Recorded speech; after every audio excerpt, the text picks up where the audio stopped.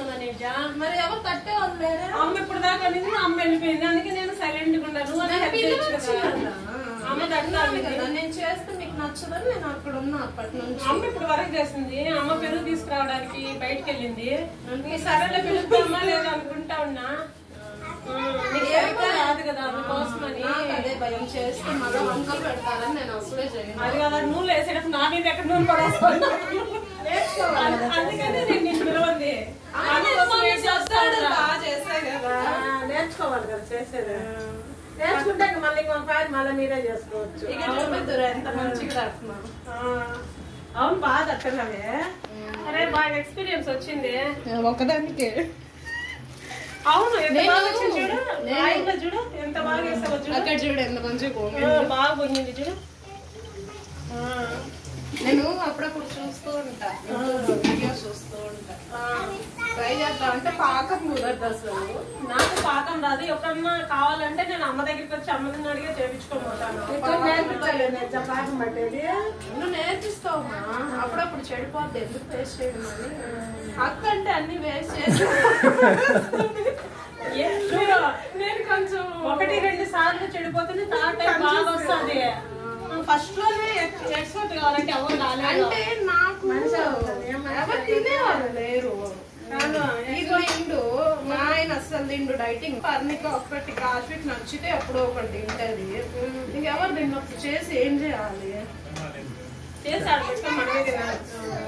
బాగా రోజు అని తిన్నారంటో బాగా వెయిట్ అయిపోయినప్పుడు ఏం చేస్తామంటే ఎవరికైనా ఇచ్చేసేది. గోసేవ కదా పెట్టు. అట్లా మనకు మిగిలిపోయినట్టు పెట్టకూడదు, ఫ్రెష్ గా పెట్టాలి. చేసినప్పుడు గోలు పెట్టేసేది మంచిది కదా. బెల్లము బియ్యం ఇంకా గోలు పెడితే.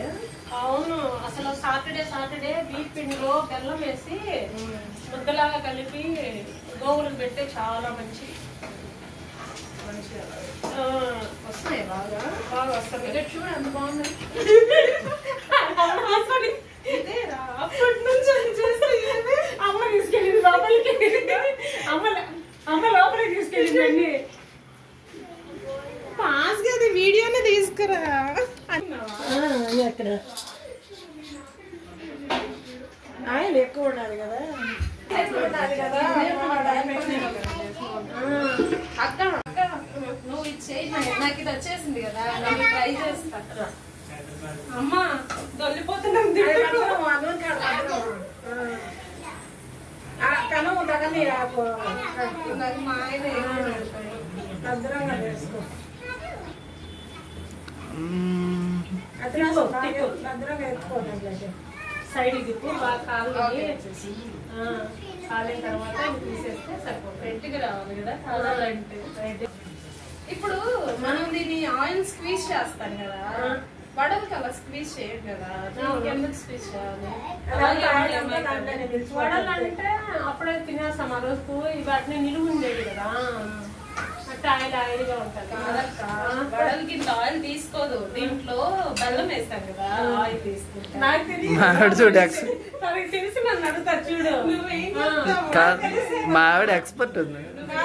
నేను నీకంటే పెద్దదాన్ని అందుకే నాకు తెలియదు. నువ్వు నాకంటే చిన్నదాన్ని కాబట్టి నీకు బాగా తెలుసు.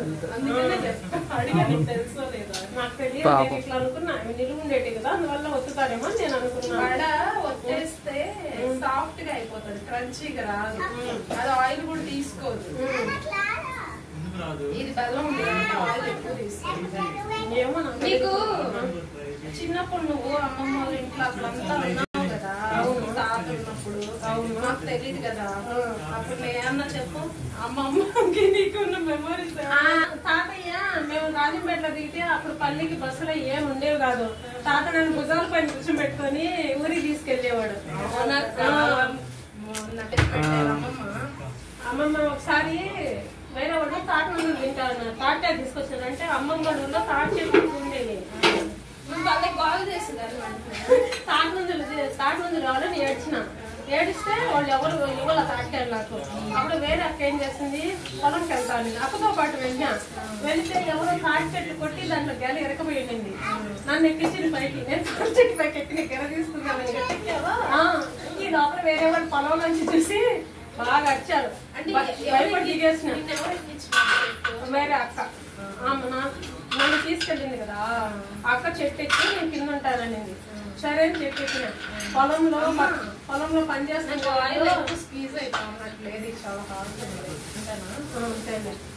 పొలంలో పని చేసుకుంటే చూసి వచ్చినాడు. వచ్చేసరికి భయంతో దిగి ఇంటికొచ్చేసినాడు. లేదు. తర్వాత అమ్మమ్మకి చెప్పారు వేరే వాళ్ళు. చెప్పేసరికి అమ్మమ్మ చెట్లు ఉంటే ఒక మనిషిని పెట్టి అన్ని తాటికాయలన్నీ తినిపించి నీకెన్ని కావాలి అన్ని తినేది. అమ్మమ్మ నాకు చాలా బాగా చూసుకున్నాను. నువ్వు ప్రశాంతి అంటేనే అమ్మమ్మకు బాగా మెరిసే అవుతూరు ఏం చేస్తుందంటే బతుకమ్మ పెట్టు.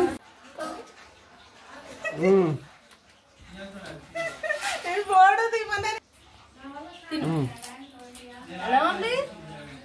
సూపర్ ఉంది కదా, ఎమ్మీగా ఉంది.